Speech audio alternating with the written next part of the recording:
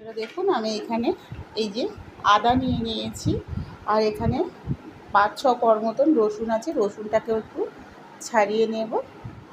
এবার এগুলোকে পরিষ্কার করে ধুয়ে নেব।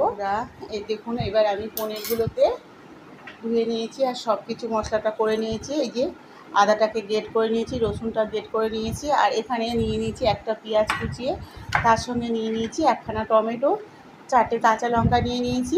এবার এখানে একটা বাটি নিয়ে নিলাম। আজকে আমি হাতে মেখে পনিরটা রান্না করব।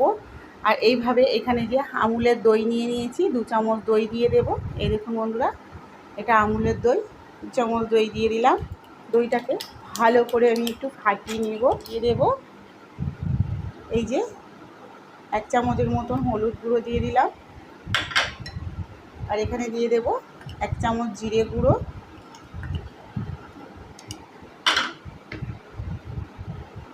এখানে দিয়ে দেবো এই যে 1/2 চামচের মতন ধনে গুঁড়ো, আর 1 চামচ দিয়ে দিচ্ছি লঙ্কা গুঁড়ো। দিয়ে এটাকে আরও ভালো করে ফেটিয়ে নেব। দিয়ে দেব সাদা তেল, 2 চামচের মতো সাদা তেল দিয়ে দিলাম। এই যে ভালো করে ফেটিয়ে নিয়েছি। এবার এখানে আমি পনিরগুলো দিয়ে দেব। পনিরটা যে কেটে রেখেছিলাম পনিরটা দিয়ে দিলাম। এবার পনিরটাকে ভালো করে মাখিয়ে নেব।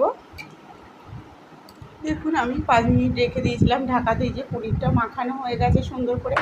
এবার রান্নাঘরে চলে যাব। এই দেখুন বন্ধুরা, পনিরটা কত সুন্দর হয়েছে, আর তরকারিটাই দেখুন কত সুন্দর কালার এসছে। এই দেখুন পনিরটা কতটা সুন্দর লাগছে বন্ধুরা। এইভাবে পনির রান্না করবেন, এটা রুটি পরোটা দিয়ে খেতে কিন্তু ভীষণ সুন্দর লাগে, আর গরম ভাতের সঙ্গে খেলেও কিন্তু ভালো লাগবে। আমি গ্যাসটাকে অফ করে দেব, দিয়ে পনিরটাকে নামিয়ে নেব। পনিরের তরকারিটা প্লেটে নামিয়ে দিয়েছি, দেখুন কতটা সুন্দর লাগছে। আর প্রত্যেকটা পনির কিন্তু গোটা গোটা আছে, একটা পনির কিন্তু ভেঙে যায়নি। আর প্রত্যেকটা পনিরের গায়ে দেখুন মশলাটা কত সুন্দরভাবে বসেছে। এইভাবে বন্ধুরা হাতে মাখিয়ে পনির রান্না করে খেয়ে দেখবেন, ভীষণ সুন্দর লাগে। তো রেসিপিটা ভালো লাগলে শেফালিদির রান্নাঘর চ্যানেলটিকে অবশ্যই সাবস্ক্রাইব করে নেবেন, আর ফেসবুক থেকে দেখলে একটা ফলো করে দেবেন, আর কমেন্টে জানাতে ভুলবেন না বন্ধুরা আজকে রেসিপিটা কেমন হয়েছে।